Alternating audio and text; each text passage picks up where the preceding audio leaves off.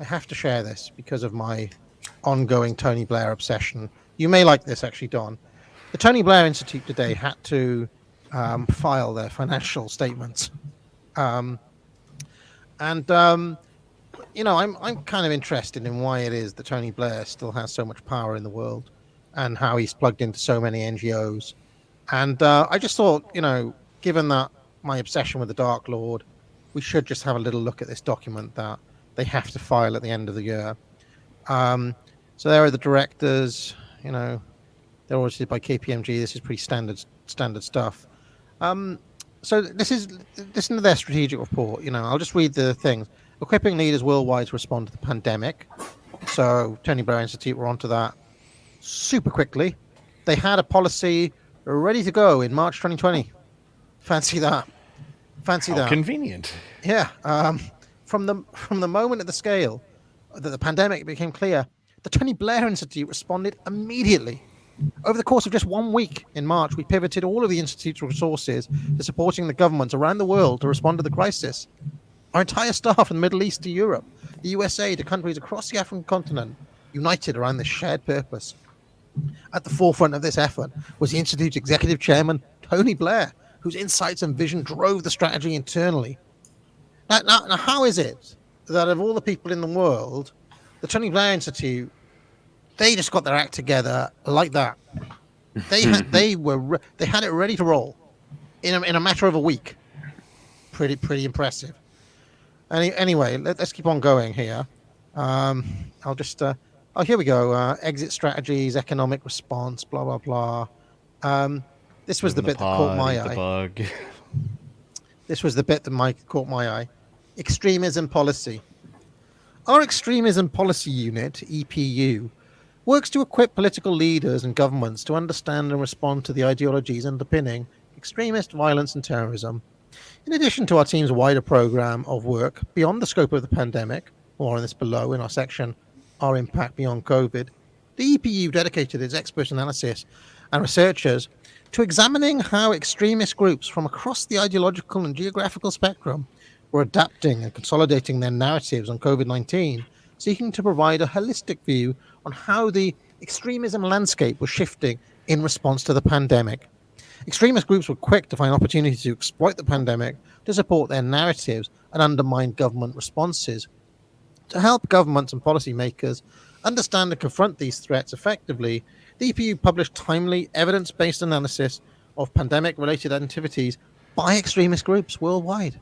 The team also produced detailed analyses and commentary pieces on trends, ideological movements, and incidents.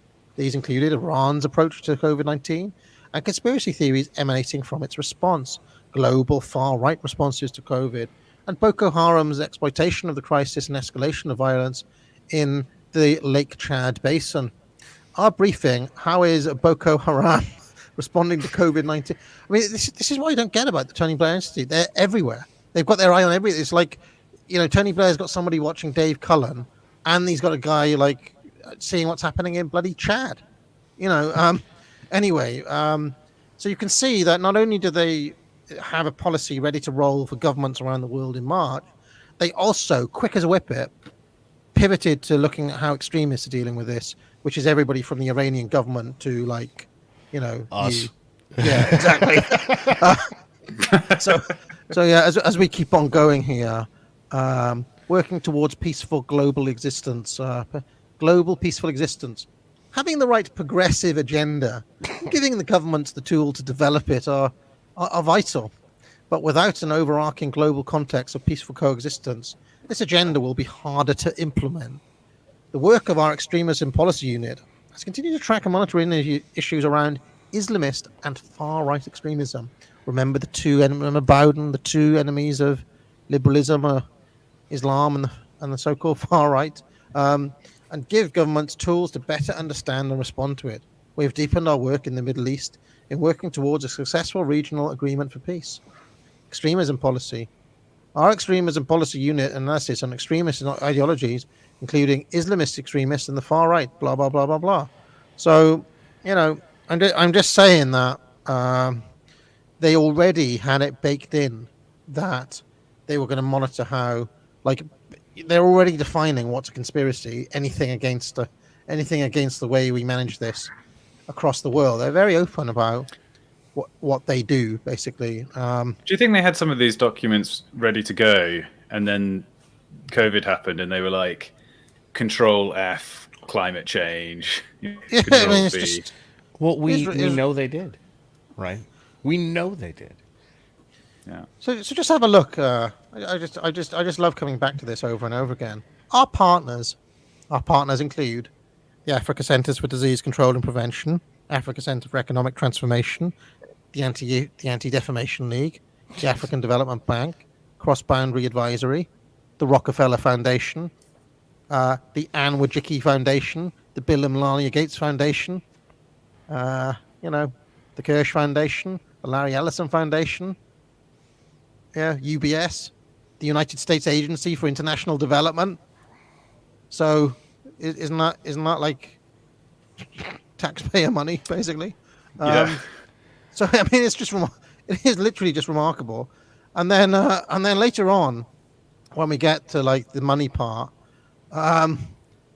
we were seeing like the level of funds that they've got. Now, as far as I can work out, their annual budget is something like £40 million, right? So not that extensive considering. But then it's like, well, what do they need £40 million for? Like, for what? What are they doing? You're literally about 40 people working in an office, right?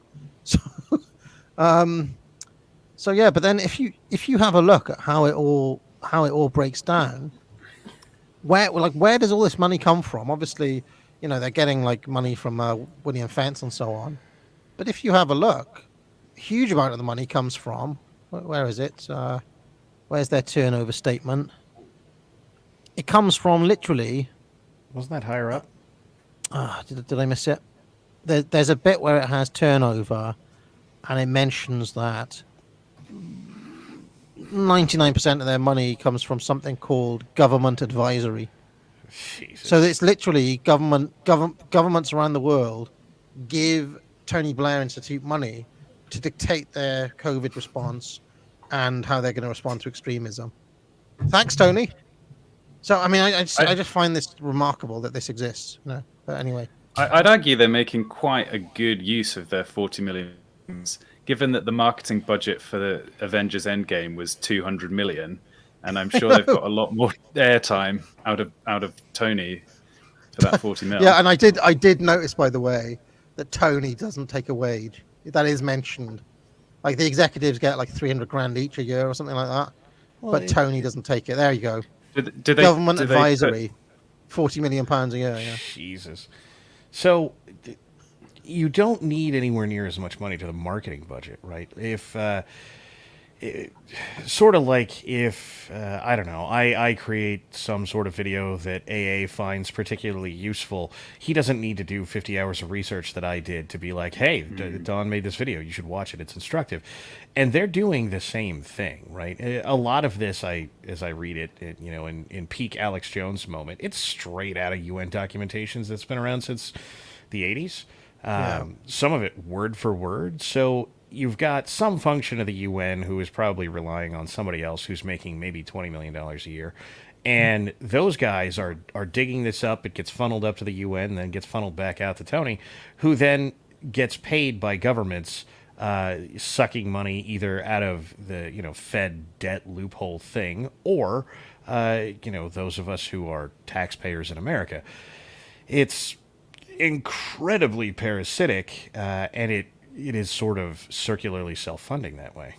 Look, I've just had a look. Their annual wage budget is only 30 million. So, what's the other 15 million doing? Like, what are they spending it on? Why does the Tony Blair Foundation, like, it's meant to be like not for profit, right? So what is the anyway, I won't. You could probably spend that pretty quickly. I won't. I mean, getting Tony in front page of all the newspapers and so on and so forth. But right, I'm surprised that it's as low as it is. If I pay for everything that you do, right, that is not, So if you eat a sandwich, that's going to be like what, £5 or something. But if instead of eating a sandwich you eat a 200-pound steak dinner or something, it adds up quick. Also, private planes. This is amazing. He doesn't get paid a wage, but the company does get charged an annual amount of 123 grand to the Blair Partnership, which operates and manages all of the commercial activities of ACL Blair, and of which ACL Blair is a partner. Shocking. So he doesn't take a formal wage, but his media company or whatever gets a fee from this. I mean, God knows how many tax loopholes these guys are jumping through. Yeah. But, that's obviously there for some sort of tax loophole purpose. Yeah. So yeah, it's all right for some, I suppose.